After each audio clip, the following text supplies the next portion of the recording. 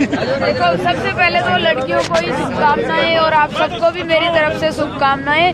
और एक अच्छी पहल के लिए मैं ये भी कहना चाहती हूँ कि मतलब ये भी बहुत अच्छी बात है कि आप अपने अधिकारों के प्रति और कुछ अन्याय होता है या असमानता होती है उसके प्रति सजग होते हो, और उस सजगता में बहनों का अहम रोल होता है। इसके लिए आप वाकई बधाई की पात्र हैं।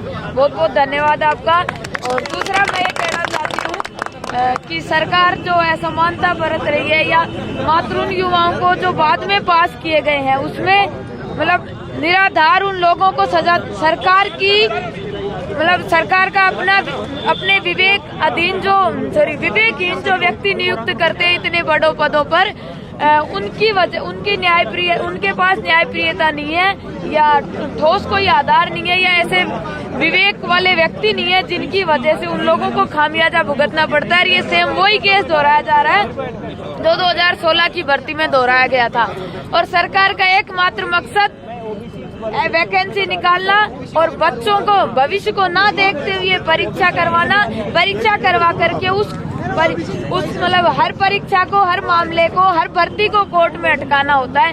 2016 के अभ्यर्थियों को अभी तक ज्वाइनिंग नहीं दी गई है। और दूसरी बात ये भी है कि इसमें जो 40 बच्चे पास किए गए हैं, इनमें जो 7,500 बच्चे पास किए गए हैं अब दोबारा, उनको मात्र 40 दिन का समय दिया गया है। तो जो बच्चे पहले पास हो चुके थे और जो बच्चे अब पास किए गए हैं, इनमें एक तो असमानता भी हो चुकी है और दूसरी बात ऐसे बच्चों को 40 दिन का समय दे करके उनकी असफलता को सरकार के द्वारा सुनिश्चित करना है जो बच्चों के हितों पर सीधा कुठाराघात है। और दूसरी बात, अब इसमें अगर मेरा कुछ समर्थन चाहिए तो स्कूल व्याख्याता भर्ती परीक्षा की तिथि को आगे बढ़वाने के लिए भी हमारा पूरा सहयोग था और इसमें भी हमारा पूरा सहयोग रहेगा।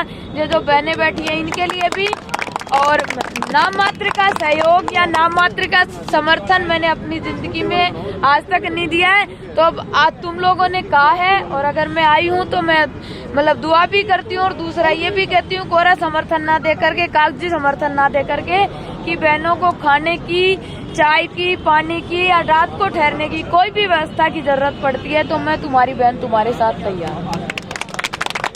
और मतलब मैं कहना चाहती हूँ कि संघर्ष को जारी रखो और संकल्प में कभी विकल्प नहीं होता।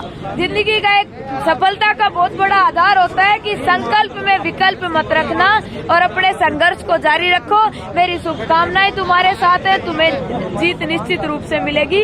ईश्वर का दिया हुआ कभी अल्प नहीं होता, जो बीच में टूट जाए वो संकल्प नहीं होता। हार को लक्ष्य से दूर ही रखो यारो, क्योंकि जीत का कोई विकल्प नहीं होता। मेरे नंबर ले लो, जो भी समस्या हो बता दो।